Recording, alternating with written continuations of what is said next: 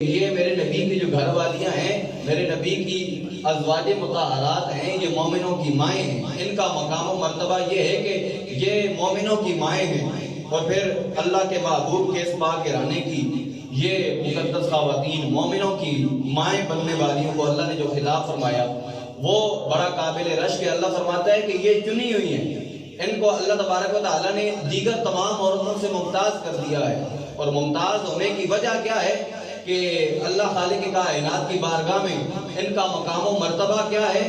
قرآن کہتا ہے کہ یہ عورتیں چنی ہوئی ہیں، ان کا مقام بڑا برا ہے۔ کہا ان کی شان کیا ہے؟ فرمایا یہ سب سے زیادہ عزت والی ہیں، یہ سب سے زیادہ شان والی ہیں، یہ سب سے زیادہ مقام والی ہیں۔ اور ان کا مقام کیوں ہے؟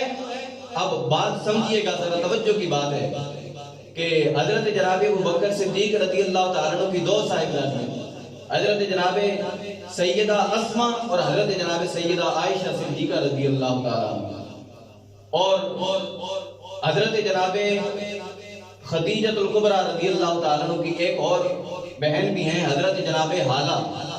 اب حضرت جناب خویلد کی بھی دو بیٹیاں ہیں، اور حضرت جناب سیدنا تاجدار صدق و وفا حضرت ابوبکر صدیق رضی اللہ تعالیٰ عنہ کی بھی دو صاحبزادیاں ہیں۔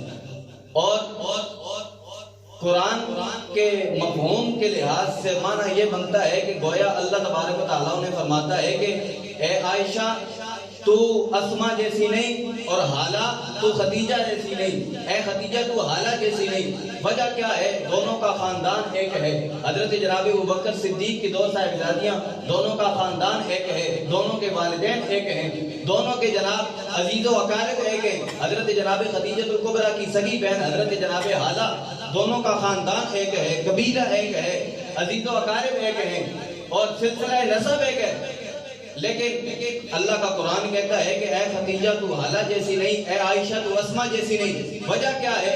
اللہ کا قرآن کہتا ہے کہ ان کی وجہ یہ ہے کہ یہ میرے محبوب کے حرم کی زینت بن گئی ہے، یہ میرے محبوب کے نکاح میں آنے کی وجہ سے اللہ نے انہیں مقام و مرتبہ عطا کر دیا ہے۔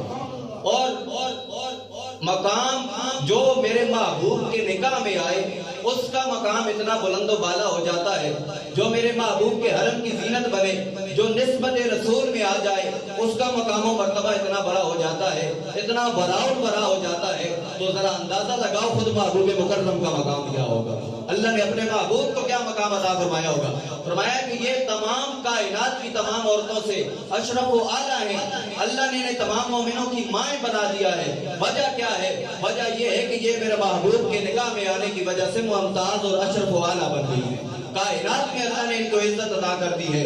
یا نساء النبی لستن کاحد من النساء، اے نبی کی گھر والیوں اللہ نے تمہیں چن لیا ہے اور کائنات کی تمام عورتوں سے اشرف و اعلیٰ کر دیا ہے، کائنات کی تمام عورتوں سے ممتاز اور مقام عطا کر دیا ہے۔ جس نبی کے نکاح میں آنے کی وجہ سے یہ ممتاز ہو گئی ہیں، یہ اشرف و اعلیٰ ہو گئی ہیں، ان کی شان بڑھ گئی ہے، ان کا مقام بڑھ گیا ہے، ان کی عظمت اور تطہیر ہونے لگی ہے، تو سوچو پھر اس محبوب کا مقام و مرتبہ اللہ نے کتنا بلند کیا ہوگا۔ پھر وہ کسی نے کہا تھا کہ جب حسن تھا ان کا جلوہ نما، انوار کا عالم کیا ہوگا، ہر کوئی فدا ہے بن دیکھے۔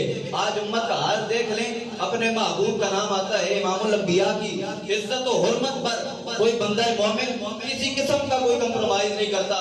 جب بھی محبوب کا نام آتا ہے وہ دل و جان سے فدا ہو جاتا ہے۔ ایمان جتنا کم بھی ہو، اعمال میں جتنے کمزور بھی ہو، جب بھی محبوب کا نام آتا ہے وہ اپنا سب کچھ فدا کرنے کے لیے قربان ہو جاتا ہے، تیار ہو جاتا ہے، اور یہی ایمان کا تقاضا ہے۔ پھر اس نے کہا جب حسن تھا ان کا جلوہ نما، انوار کا عالم کیا ہوگا، ہر کوئی فدا ہے بن دیکھے، دیدار کا عالم کیا ہوگا۔ پھر ان سے پوچھو نا، سر کٹاتے ہیں تیرے نام پہ مردان عرب، جا کر ان سے تو پوچھو ذرا جنہوں نے محبوب کے جلوے دیکھے ہیں، کبھی بدر میں امام الانبیاء کو دیکھا، کبھی احد میں دیکھا، کبھی خندق میں دیکھا، کبھی خیبر میں دیکھا۔ جو محبوب کا دیدار کر کے آتا ہے پھر اس کے ایک تلوار سے مرحب کے ساتھ سے لے کر گھوڑے کے نیچے چل کر کاٹ کر چلے جاتے ہیں۔ سر کٹاتے ہیں تیرے نام پہ مردان عرب، پھر وہ پیچھے نہیں ہٹتے، پھر وہ یہی دیکھتے ہیں کہ محبوب کا رخ نظر آ رہا ہے، رخ مصطفیٰ وہ کتاب ہے جو محبتوں کا نصاب ہے، یہی میرے پیش نظر رہے، اسے صبح و شام پڑھا۔